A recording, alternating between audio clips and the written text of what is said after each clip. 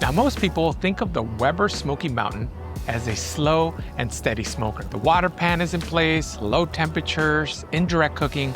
This is perfect for brisket and ribs. But what if I told you that this smoker can also grill chicken hot and fast? And the flavor? Well, it's pretty awesome. There's nothing better than grilling chicken over direct fire. Cheers. I've got a whole chicken here, and the first step is to spatchcock it. Basically, we're butterflying the bird so that it cooks evenly and a whole lot faster. Get yourself some kitchen shears, and let's cut along the side of the backbone. Then the other side. Backbone comes right out. Now, since the shears are out, I'm gonna make a small cut on the breastbone, then use my hands to split it in half. This flattens the chicken nicely. There's no need for that CPR move. There's also a kill bone in here that I like to remove. It'll make it easier to carve at the end. I also trim off any big pockets of fat, and just like that, this bird is ready to season. Now for the rub. This one is simple. It's got a little bit of Mexican flavor in here. Exact ingredients of this rub is down in the description.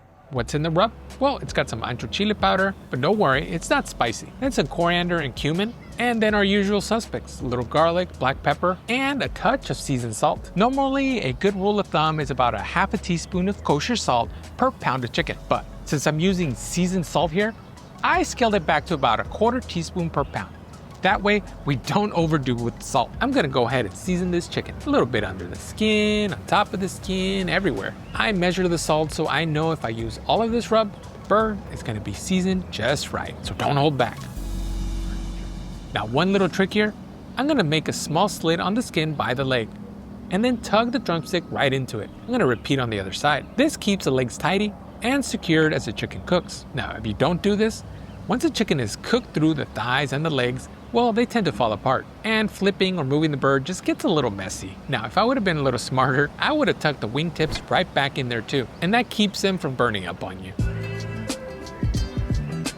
So that's our chicken. It's fully seasoned, and it's looking a little dark thanks to our rub. Time to set up the grill. Today, I'm using the Weber Smoky Mountain 22-inch. Affiliate link down in the description. Now, you've probably seen the Weber Smoky Mountain used for low and slow cooks with a water pan. Well, not today. As promised, we're going hot and fast over a direct wood fire. I'm gonna start a chimney filled with apple wood chunks, 3 starter cubes underneath, and once they're burning hot, I'm gonna dump them into the center of the charcoal ring. Around that, I'm gonna pour in some lump charcoal to feed the fire. This setup is really hot. Now, once the midsection is in place and the grate is down, we're easily running about 450.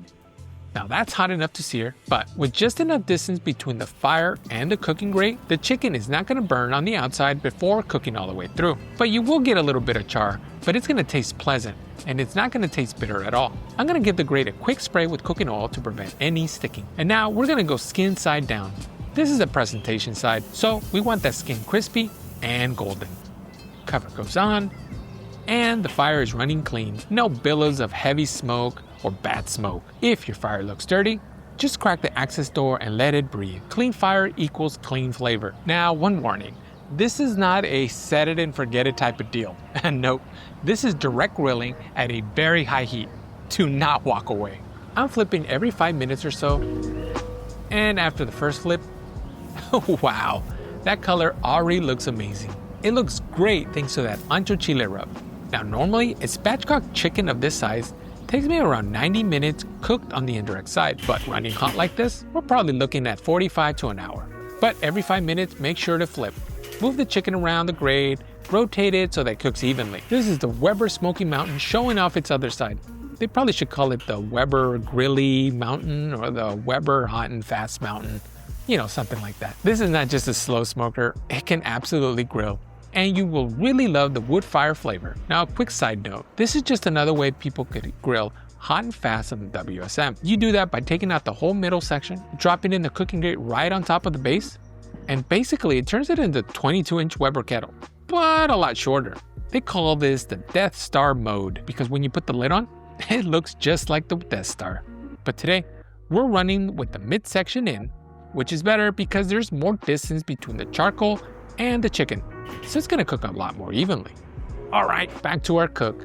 At some point, the fire is gonna mellow out and the gauge is gonna be reading around 350, so you can relax a little.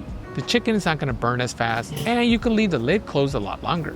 The legs and thighs will naturally cook through to a much higher temperature than the breast meat, and that's exactly what we want.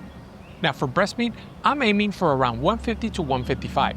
That way, after resting, it climbs to about 160, 165. Now, any hotter than that, and the breast meat, it's just gonna dry out on you.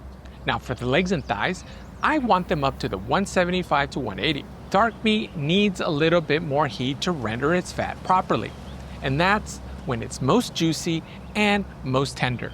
So don't be afraid of those higher temperatures for the dark meat. Pull the chicken off, let it rest for about 10 minutes, and you're good. The chicken looks incredible. It's got a nice char, and that rub really made a difference. First, I'm gonna carve off half of the bird. Leg, thigh.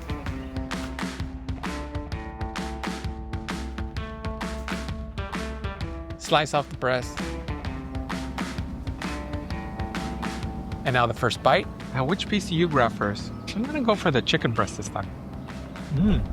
Now most people know that chicken thighs are my favorite. Let's grab a drumstick. Chicken drumstick was delicious. I can imagine that the chicken thigh is gonna be my favorite. Can't forget the wing.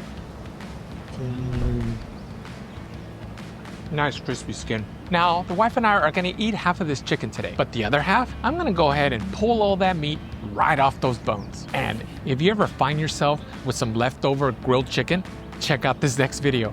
I'm gonna show you one of my favorite ways to turn it into something awesome.